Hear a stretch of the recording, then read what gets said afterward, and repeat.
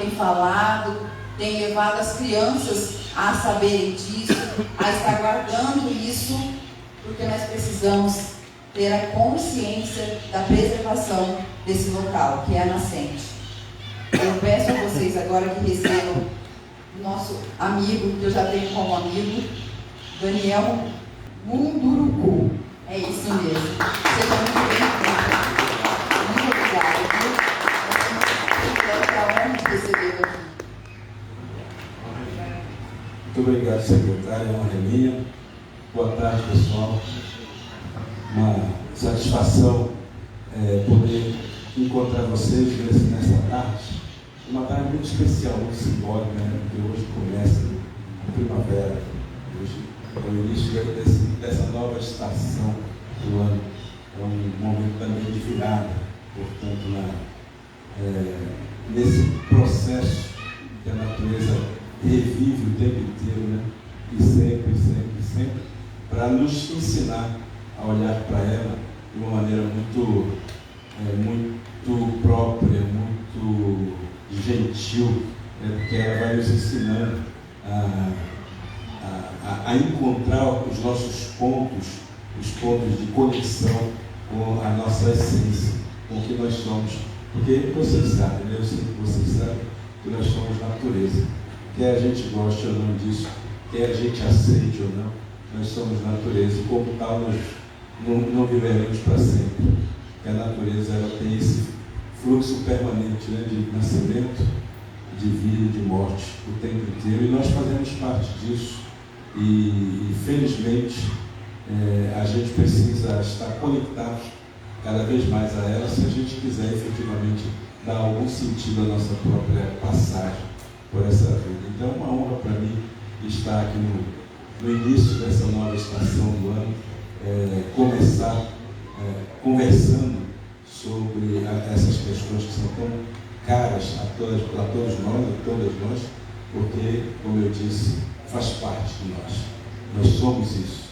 E se a gente esquece que a gente é isso, a gente corre o risco de se endurecer de tal maneira, né, e de achar que a gente é muito maior do que a gente de fato é. E quem é grande mesmo nisso tudo, é a nossa mãe natureza. Nós somos só filhos, somos apenas filhos. E eu queria começar, se vocês não se importam, me permitem, eu gostaria de começar essa minha prosa com vocês, lendo um trecho de um dos meus livros, que fala exatamente sobre o que nós podemos aprender com a natureza. Que vai ser, digamos,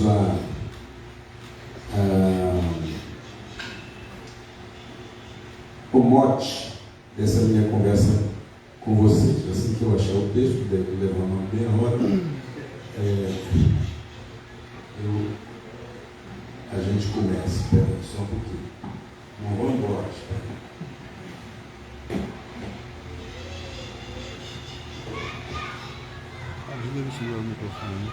Estava tudo combinado aqui.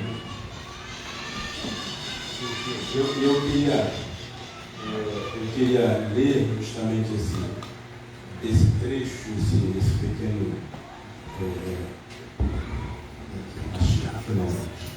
Muito obrigado, me sentindo um pastor.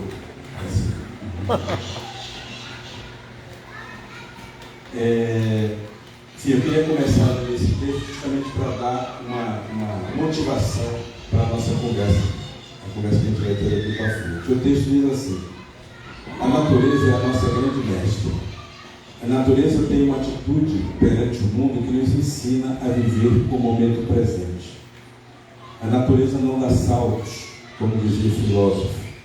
Ela segue um ritmo próprio, capaz de cumprir seus propósitos, sem jamais entrar em confronto com seus iguais. Sabe cumprir sua missão, sabendo-se parte do todo. Ela está viva como um sistema cuja única tarefa é equilibrar o universo que vive. Desde menino aprendi que é preciso seguir o fluxo da natureza. Aprendi que é preciso saber ouvir quando se quer saber algo que esteja distante de nossa compreensão. Isso porque a natureza existe desde a criação do mundo e conhece todos os caminhos, todas as respostas. Falando assim, esse convívio pode parecer fácil, mas não é, pois é próprio do ser humano colocar-se acima das outras coisas. Um erro que lhe custa caro, porque ao se distanciar, acaba deixando de ouvir as razões de seu coração. Essa realidade já está posta. O homem, auto-intitulado e civilizado, se distanciou de tal forma que parece ser impossível e improvável retornar ao momento inicial. Na verdade, nunca pensei que esse retorno precisasse acontecer. Não precisa. É possível viver em harmonia com o que resta da natureza, mas também é preciso ter uma postura nova e tomar cuidado com o modo de pensar. É preciso mudar de atitude. Não pensar que basta evitar pisar na grama ou que se deve jogar bituca de cigarro no lixo. Isso é educação, não é atitude. Educação é algo externo, que aprendemos pela observação ou pelo exemplo dos outros. Atitude é algo interno, é a mudança na compreensão das coisas que nos rodeiam. É saber evitar o confronto quando há outras soluções. Saber questionar as mazelas da sociedade e não deixar que elas se incorporem ao nosso jeito de ser. Saber olhar para as pessoas sem julgá-las por conta da aparência, condição social ou cor da pele. Mas tudo isso é algo que tem que ser feito sem esforço, sem sofrimento. A luta pela harmonia social não pode ser movida por ideologia, mas por uma certeza. Temos todos os mesmos direitos. E é isso que a natureza nos ensina. Ensina a olharmos as coisas como elas são, e não como gostaríamos que fossem. De outro modo, é julgamento. Assim, viver é seguir o fluxo contínuo da natureza, ser parte dela. Pertencendo a ela, como o peixe pertence ao rio, como a folha pertence à árvore, como o sol pertence ao céu. Simples assim. Bom, como vocês sabem, eu sou um indígena originário do povo Munduruku. O povo Munduruku é um povo que está presente em 3 estados no Brasil: o estado do Amazonas, o estado do Mato Grosso e o estado do Pará, da onde eu sou oriundo. Eu sou paraense, mas resido em Lorena já há mais de 30 anos, 37 anos para ser exato, que fez este ano. Vim para Lorena para estudar e fui ficando.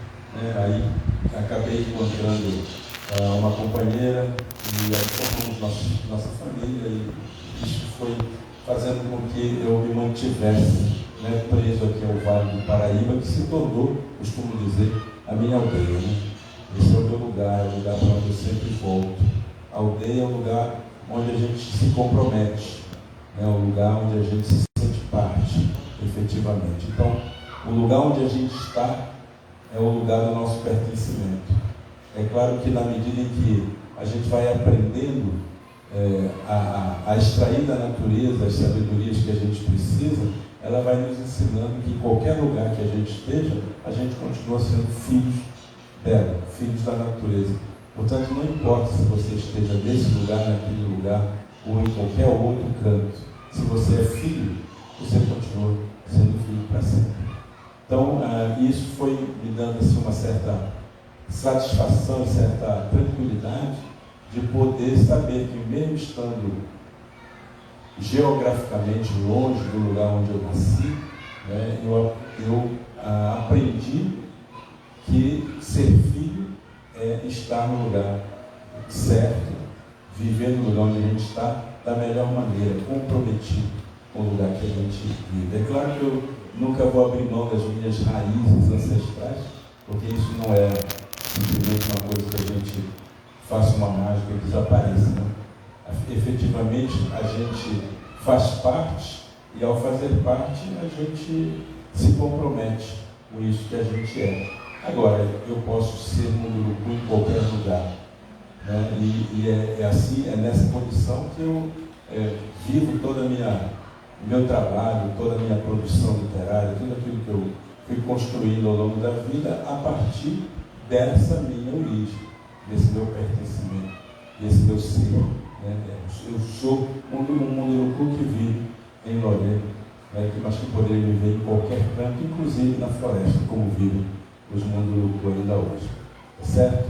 Então, é nessa condição assim, que eu falo para vocês, de um munduruku, de um brasileiro, também é algo que eu gosto sempre de dizer, um brasileiro nascido munduruku. Porque é muito importante a gente lembrar que o Brasil possui uma diversidade muito grande de povos. E só de povos indígenas são 305 hoje, aí que ainda existem, que estão vivendo em todos os cantos, em todos os biomas brasileiros. São cerca de 1,5 milhão de pessoas, segundo o último censo, e que vivem em diferentes contextos de contato com a sociedade nacional. Alguns têm 500 anos, 524 anos de contato, e outros ainda nem contato fizeram ainda. Tem alguns povos que continuam isolados, preferem, escolheram viver isoladamente, e esses brasileiros, esses povos que vivem isolados, não deixam de ser brasileiros, justamente por uma conquista que o movimento indígena conseguiu a partir de 1988, quando a gente conquistou o direito de sermos brasileiros plenos, brasileiros legítimos. E é importante que vocês saibam que até 1988 nós não éramos considerados brasileiros.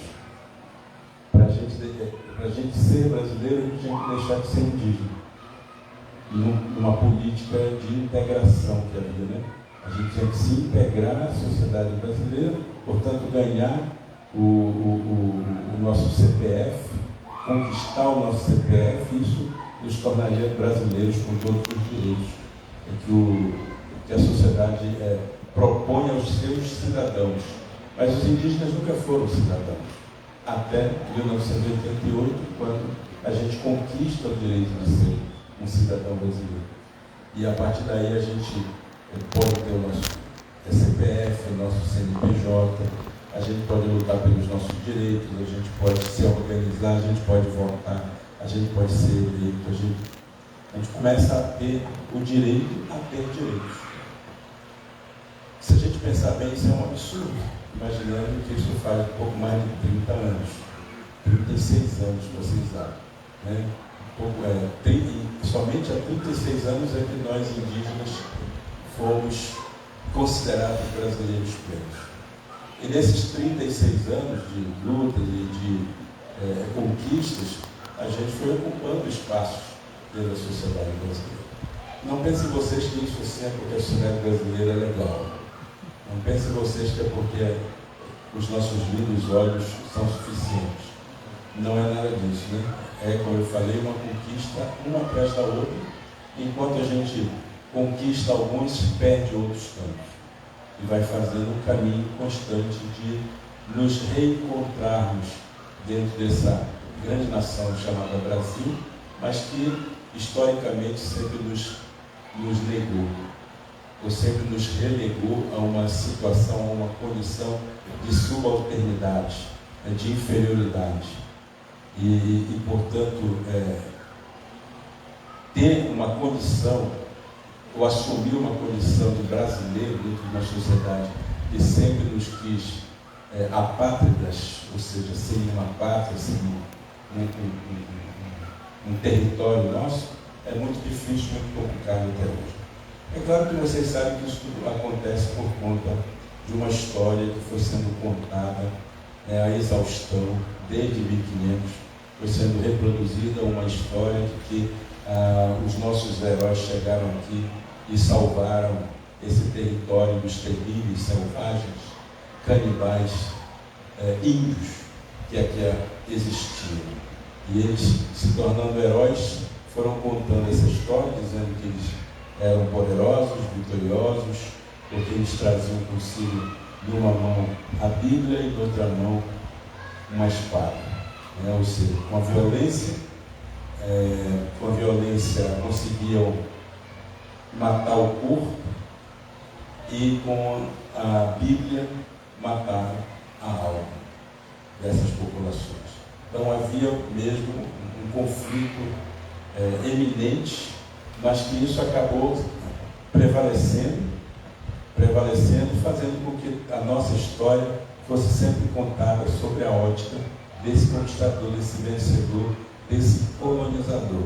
Vocês sabem, quem conta histórias costuma dizer que quem conta um conto aumenta um ponto, não é mesmo? E essa história do Brasil, esse conto que foi contado para nós, ele sempre teve um ponto a mais ao ser contado. E esse ponto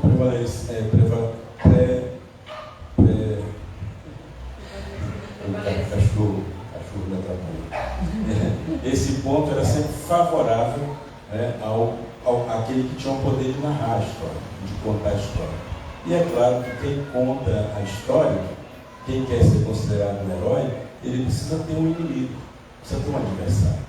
Não existem heróis sem adversários, sem inimigos, né? E ainda que as populações indígenas pudessem não ser inimigas, elas eram colocadas como inimigos, porque isso justificava a perseguição, a matança, a escravização, justificava os motivos pelos quais os colonizadores acabavam ocupando os territórios todos, né?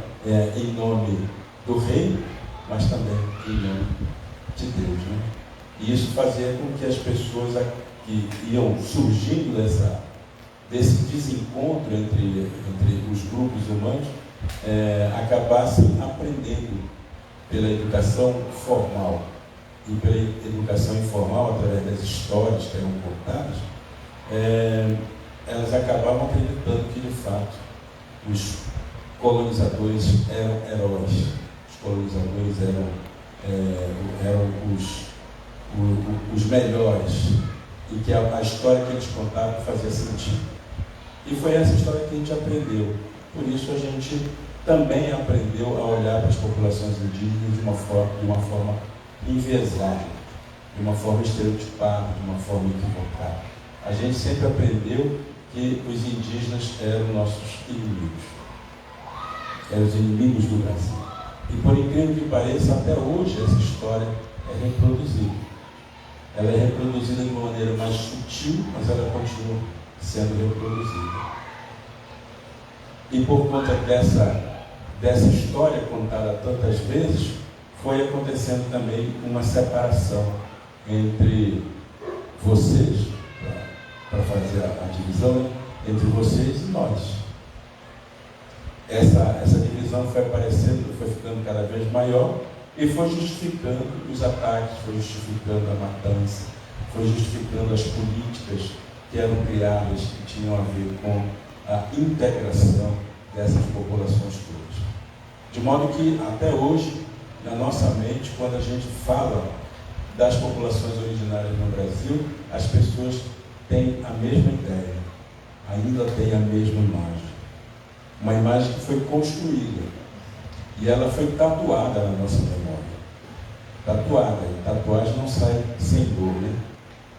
Tatuagem é uma coisa que fica, se você não tiver coragem para tirar, ela fica para sempre. E o trabalho de remover a tatuagem, que é o que eu diria nós fazemos, ela exige que a gente tenha que sofrer, que o Brasil tenha que sentir dor pela história que ele aprendeu, que foi contada de uma maneira equivocada. Então nós temos um trabalho, enquanto educadores, de promover um reencontro entre essas culturas. Porque só quando a gente faz esse reencontro é que a gente estabelece também uma nova possibilidade de olhar para frente e de encontrar saídas que sejam coletivas, saídas que sejam comunitárias para esses problemas, esses dramas que todos nós sofremos, entre eles o aquecimento global. Mas antes de entrar nesse tema do aquecimento global, eu queria dizer para vocês que a visão que, vocês terem uma ideia, vocês sabem disso, mas para lembrar, né? Que é a ideia que sempre foi dita para a gente, que os portugueses chegaram aqui achando que tinham chegado às ilhas e os habitantes desse lugar eram os índios. E essa palavra foi sendo reproduzida, até os nossos dias é reproduzida, com uma certeza de que aquela população era uma população atrasada, era uma população completamente sem sentido, era uma população completamente sem crença, sem domínio. Por isso eram selvagens, né? E era preciso domesticá-los. A palavra que se usa para os animais selvagens, né? Precisamos domesticar esses animais para que eles aprendam a nossa cultura, aprendam o nosso jeito de ser, se tornem como nós, e se tornando como nós, eles vão ser gente, igual a gente que mata todo mundo, é também. Então, a palavra índio acaba entrando na nossa história de uma forma muito depreciativa. Por isso, eu costumo dizer para as pessoas, quando elas olham para mim e enxergam o índio, né, eu costumo dizer a elas que não, que eu não sou índio. Que essa palavra índio, ela não diz quem eu sou. Essa palavra índio diz o que as pessoas acham que eu sou. Porque ela vem carregada dos estereótipos, dos preconceitos, dos racismos, né, das incompreensões a respeito do que nós somos de fato. Porque basta a gente pensar que, quando a gente fala de índio, a gente tem duas possibilidades de entendimento. Uma, a gente trata de uma forma romântica, ou romantizada, né? E a literatura, inclusive, do Monteiro Lobato, trouxe isso para as pessoas. O índio é legal, ele vive lá no meio da floresta, ele é bonzinho, né? Respira o ar puro, vive o tempo inteiro lá no meio da floresta, não faz nada, canta, dança, caça e pesca o dia inteiro, passa o dia inteiro balançando na rede assim, só coçando o pé, como se vivesse no eterno domingo, né? E esse índio aí é o índio que está no nosso imaginário, inclusive é o índio do nosso folclore, é o índio da nossa literatura. Primeiro de uma literatura lá do século XIX, sobretudo.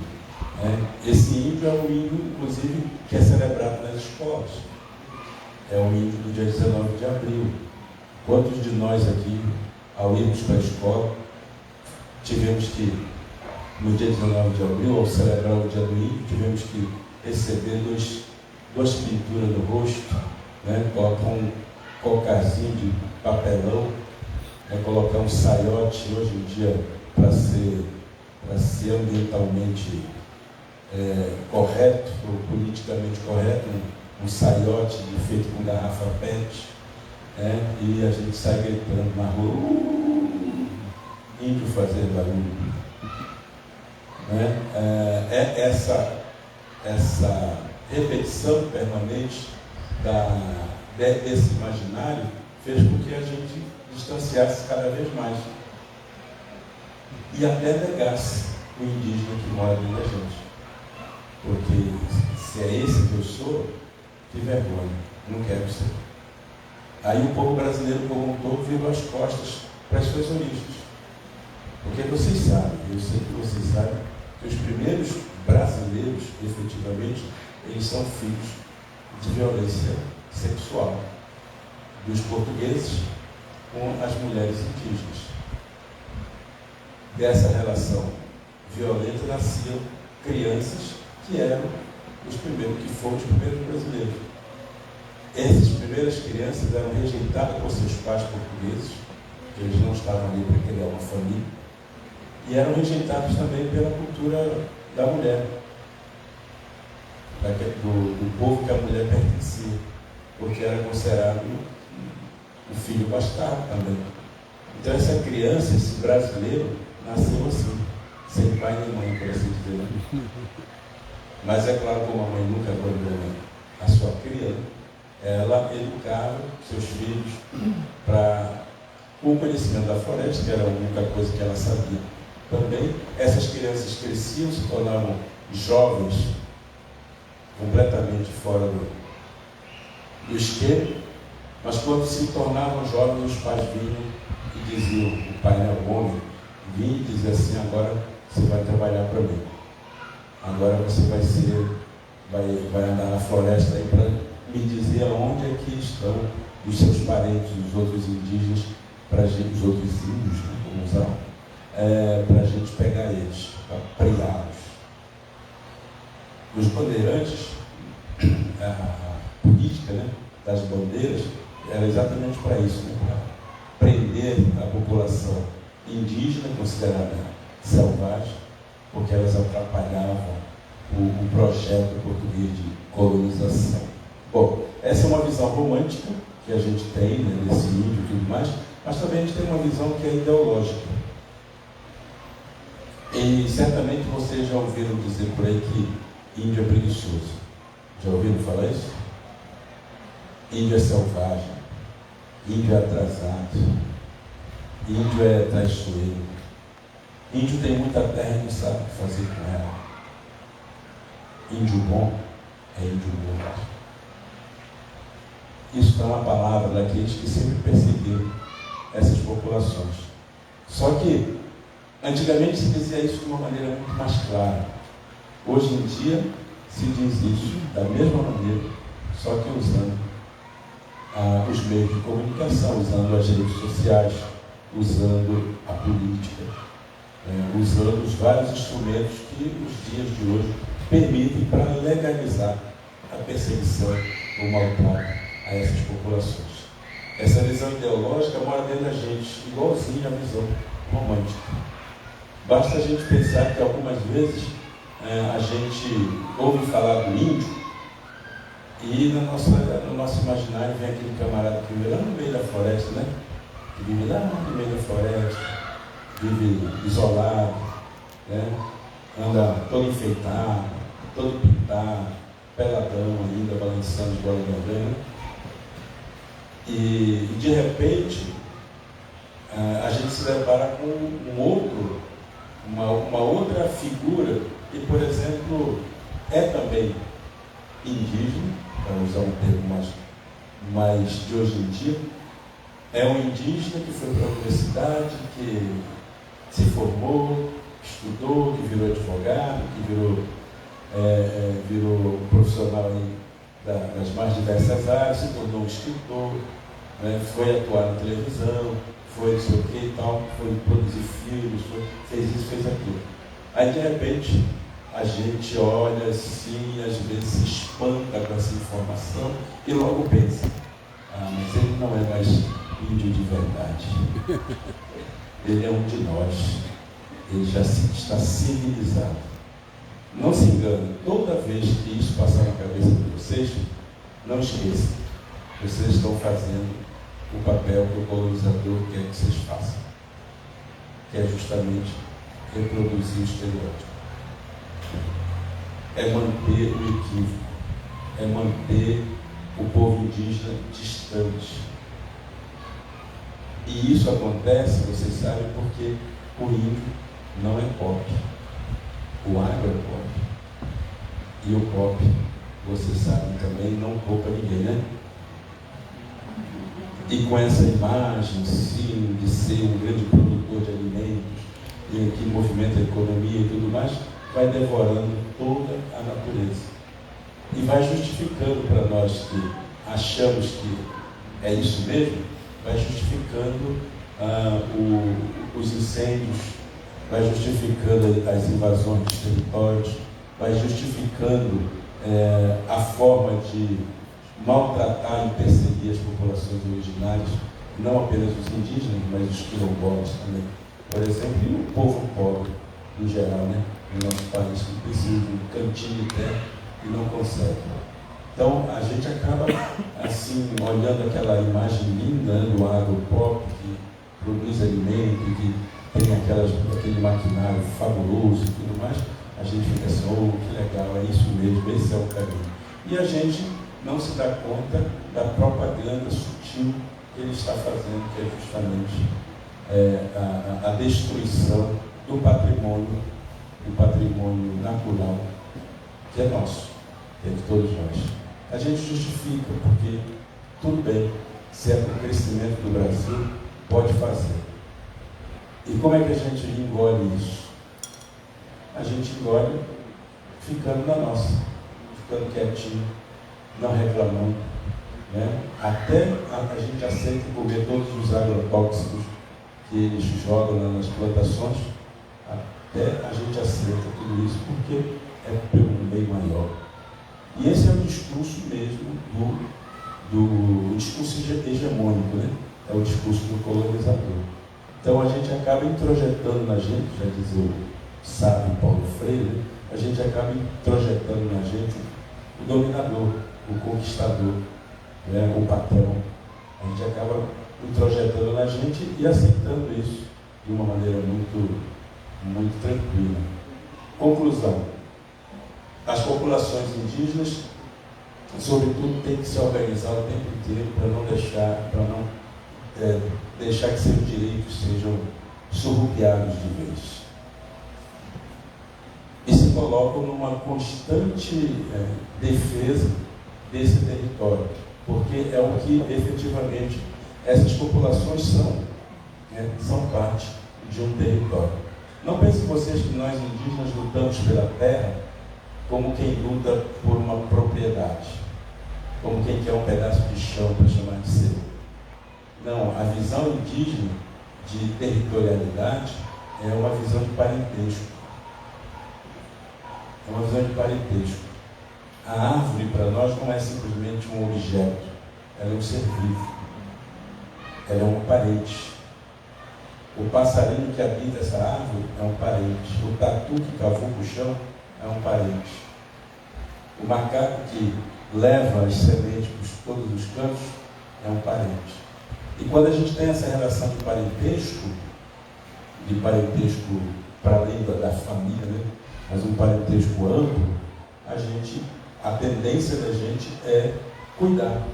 Um parente cuida do outro. Porque na natureza, pessoal, as coisas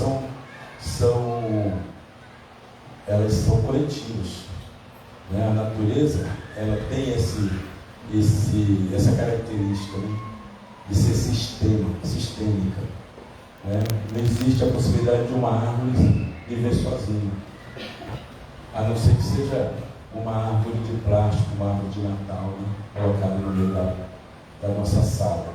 Mas se ela for uma árvore do chão, da terra, ela vai precisar do humus da minhoca, ela vai precisar da chuva, vai precisar do macaco, vai precisar do passarinho.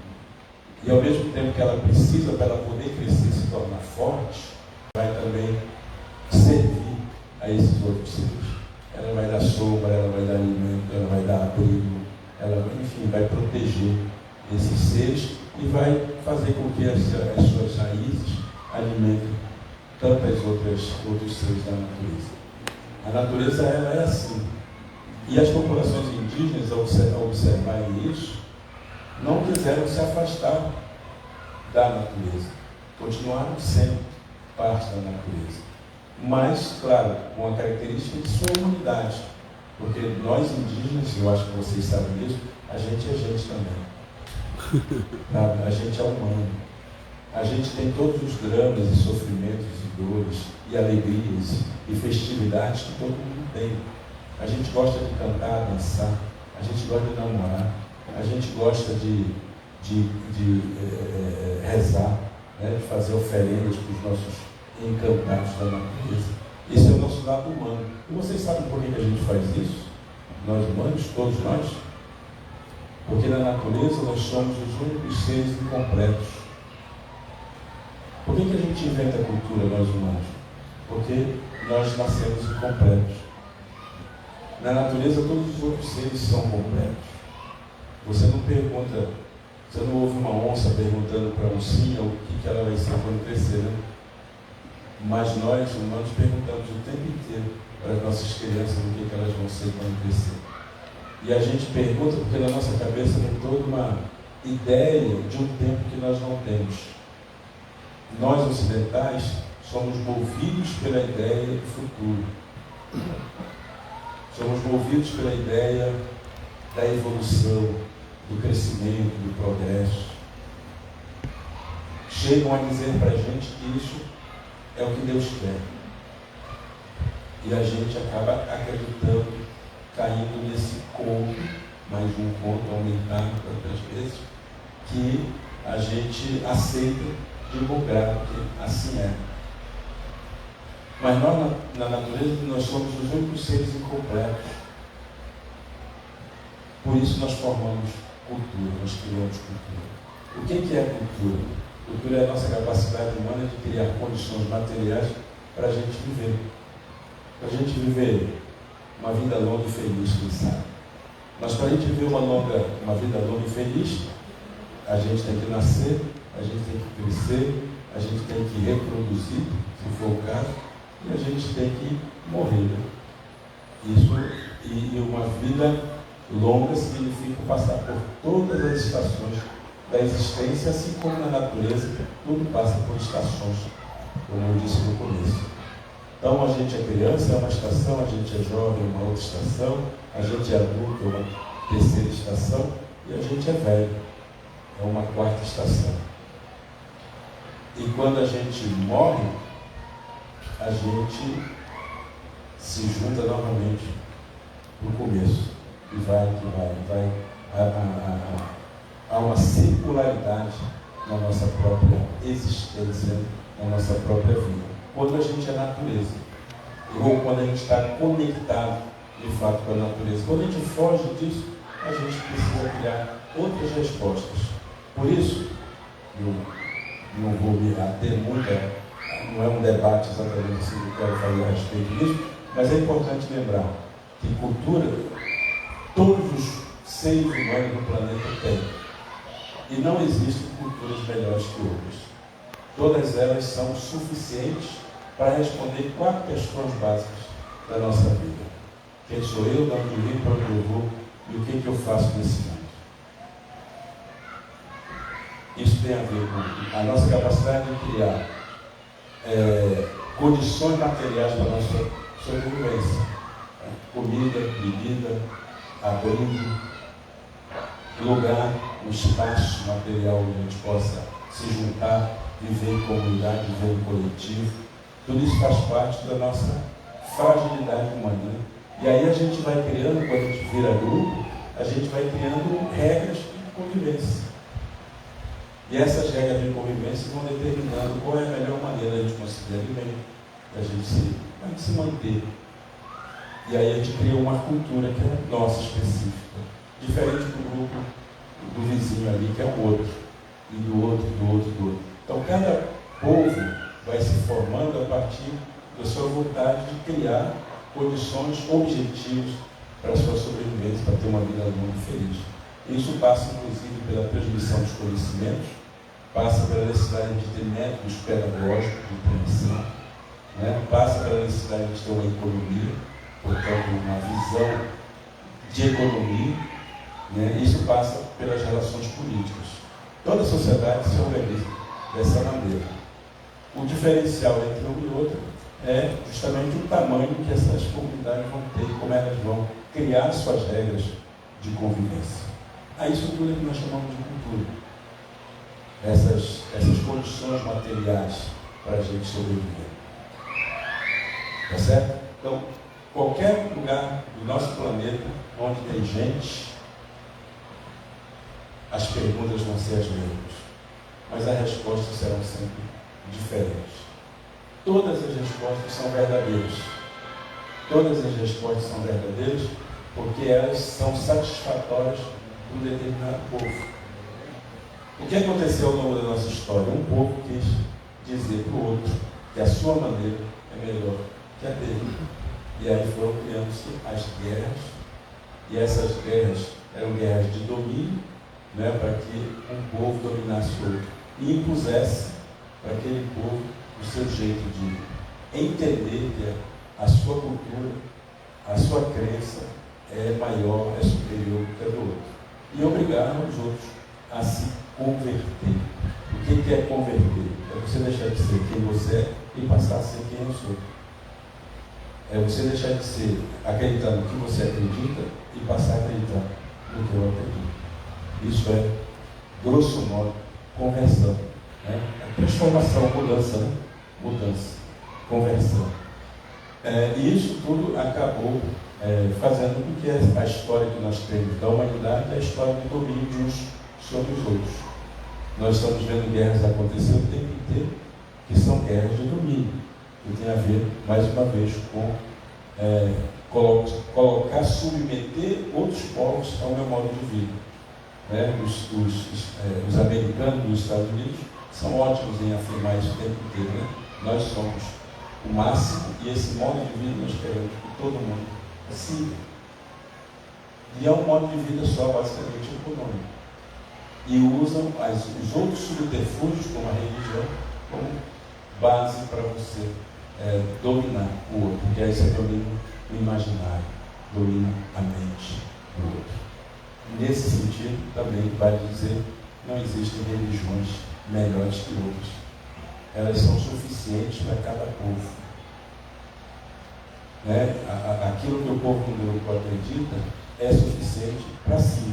O povo não é para o povo chavante, não é para o povo terreno, não é para o povo caribante, não é para o povo brasileiro, é para o povo judaico.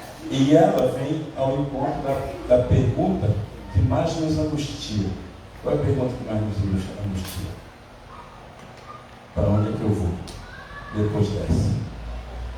E aí nasce um desejo do ser humano de ser imortal, de viver para sempre. De viver para sempre. E viver para sempre significa criar um mundo possível depois desse que a gente... Uma vida possível depois dessa que a gente vive. Esse momento é onde a gente sai da natureza e se transforma sei lá, a gente começa a criar superpoderes, né? A gente começa a virar deuses também. E isso é um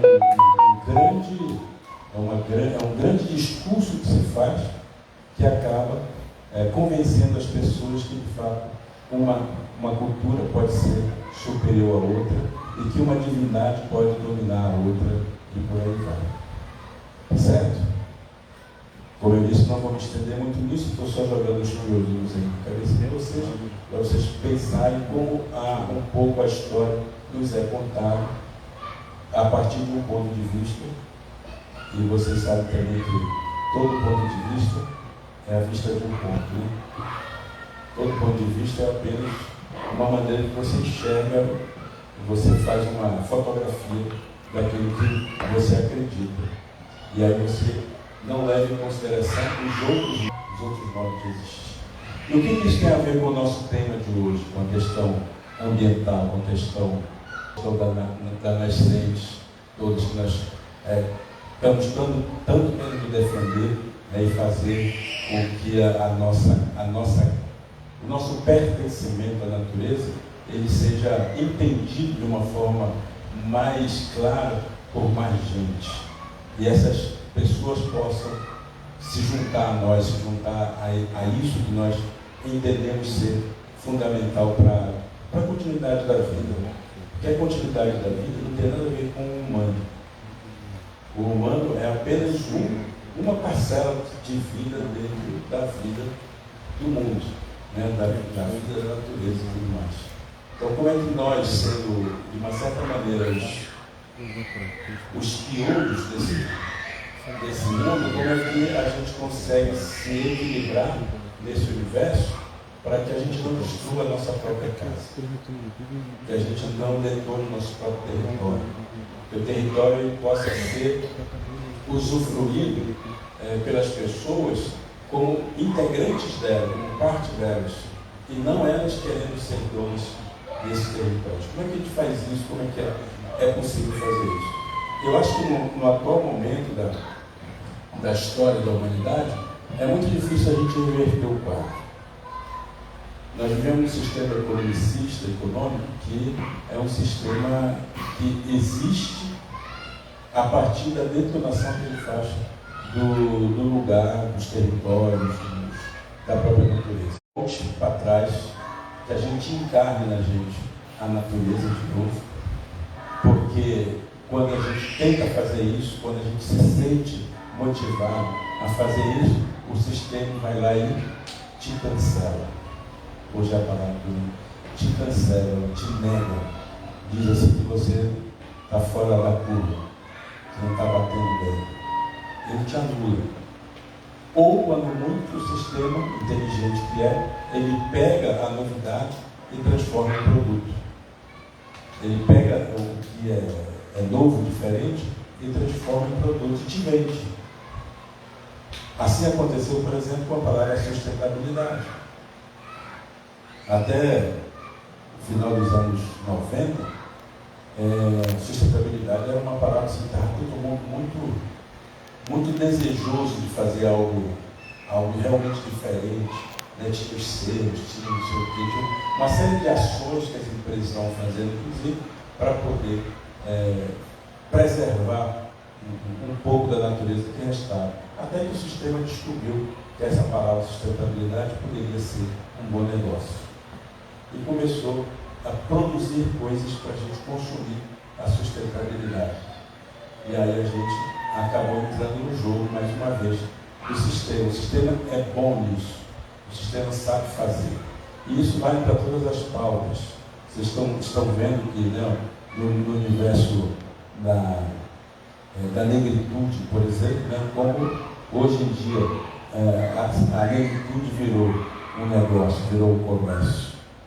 Eles tentam fazer isso com os indígenas também. A única diferença, talvez, é que como os indígenas eles têm uma visão muito mais coletiva, as coisas não estão lutando por si só, né, pela pessoa individualmente, eles acabam resistindo mais bravamente, embora tenha sim, muitos indígenas que estejam entregues ao próprio sistema, estejam defendendo o sistema como uma saída para a sobrevivência deles, individualmente. Então, a gente tem que ficar muito atento a isso, né, para não deixar que os nossos sonhos se transformem em produtos.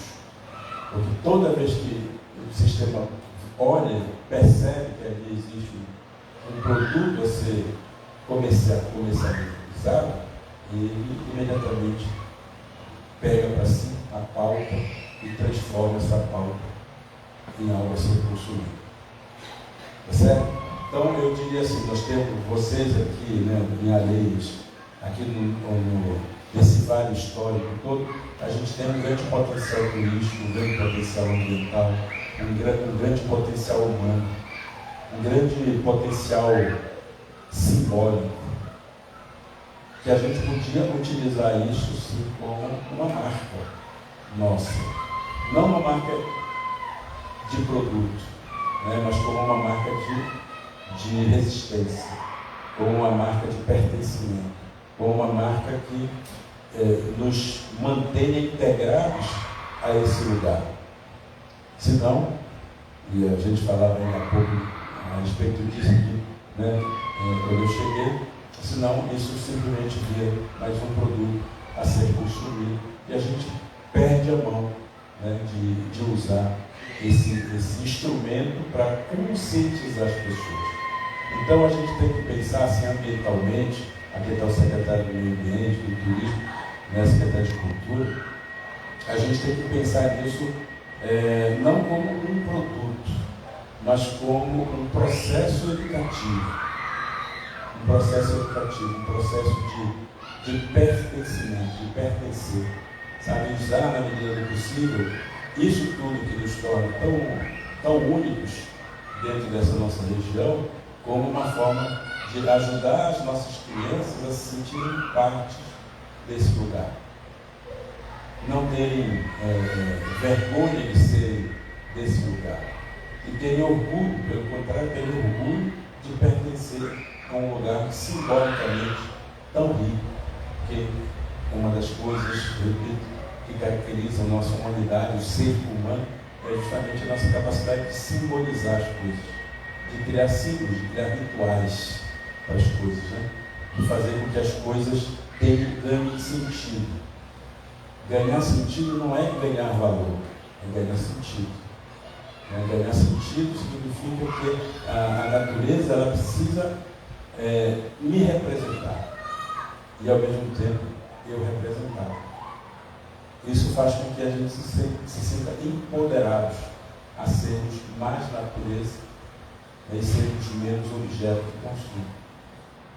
Se a gente consegue fazer isso, a gente consegue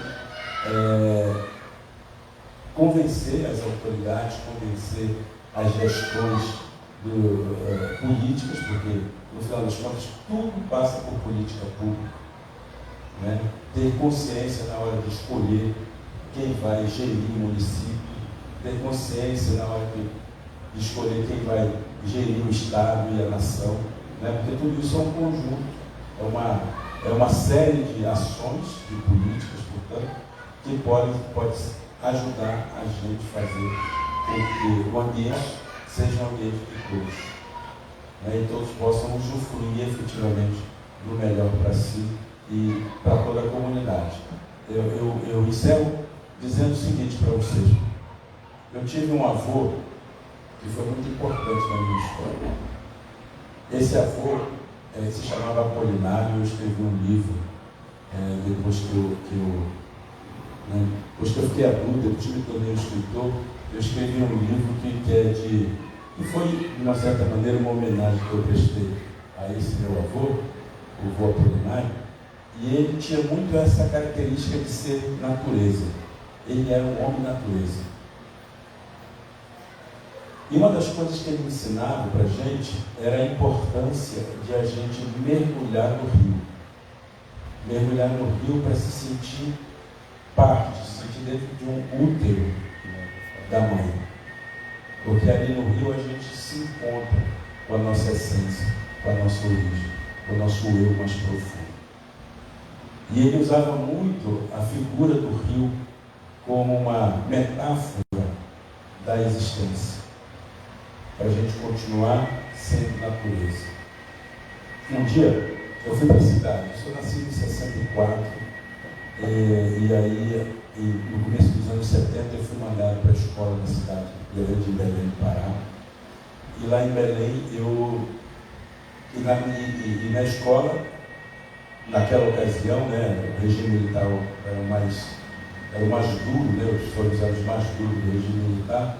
Eles mandavam as crianças indígenas para a cidade para nos ensinar a ser gente, a ser brasileiros, né, a ser integrados à sociedade nacional.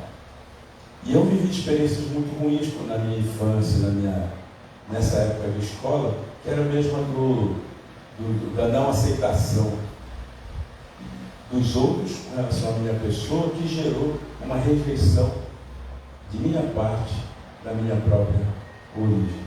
Eu não queria ser índio. Naquela época se usava o termo. Eu não queria ser índio. Eu queria deixar de ser índio, porque meus colegas diziam que ser civilizado, ser branco, como também se dizia à época, era melhor. E eu vivia numa certa crise por conta disso. Um dia eu voltei para a aldeia muito frustrado, porque tinha levado fora de uma menina branca da cidade, né? Eu estava muito frustrado, cheguei muito decepcionado na aldeia. Meu avô percebeu isso, me chamou e disse: Leonardo, vamos tomar um banho. Nessa época eu não entendia bem essas metáforas todas, né? Mas ele convidou para tomar um banho. Quando ele me levou no Igarapé, como nós chamamos os rios lá naquele lar, quando ele levou no Igarapé, era um lugar que eu conhecia pouco, mas tinha uma queda d'água, uma quedinha d'água, não muito grande, era uma catarata assim, pequena. E eu vi aquilo lá e fiquei assim com uma vontade danada de mergulhar. Aí ele falou: não, Renato, você não vai mergulhar. Primeiro você senta aqui, você sente nesse tronco aqui, era onde exatamente fazia a queda d'água.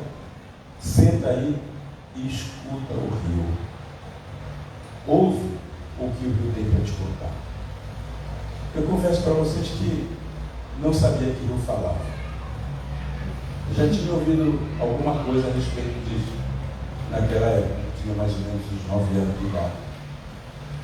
Mas o rio nunca falou comigo.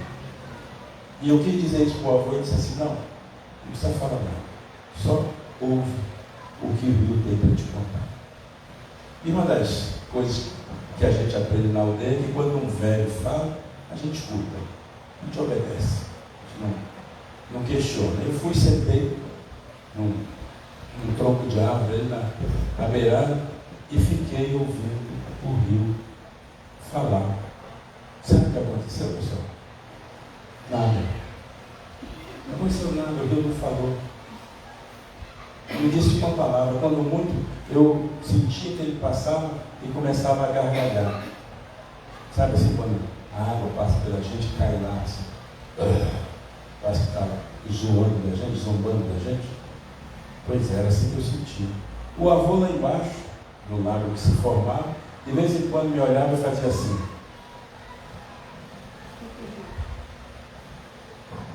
E o rio, nada. Passou um tempo, o avô gritou lá de baixo: e aí, meu neto? O rio já falou com você? Se não, o avô não falou não. Então vai ficar mais meia hora. Bom, mas aí não passaram meia hora. E ele me chamou e disse: e aí, meu neto, o que o rio contou para você? Se for, não contou nada, não falou nada não. Falou sim. Você que não ouviu. O rio sempre fala, mas a sua cabeça está cheia de pensamentos, cheia de raivas, cheia de sentimento ruim. Quando o sentimento está na nossa cabeça assim, desse jeito, a gente não escuta outra coisa a não ser nós mesmos. Nosso próprio orgulho, nosso próprio medo, nossos sentimentos ruins. E aí começou a fazer um discurso que demorou assim uns 3 minutos, talvez tenha sido o maior discurso que ele fez na vida. Disse assim: meu neto, por um acaso você alguma vez já viu um rio, quando ele, correndo, ele encontra um obstáculo na frente dele? Você já viu o rio parar e ficar se lamentando? Não, eu nunca vi. Por acaso você já viu o rio quando ele encontra uma árvore caída no leito, quando ele vê algum obstáculo diante de si? Você viu o que ele faz?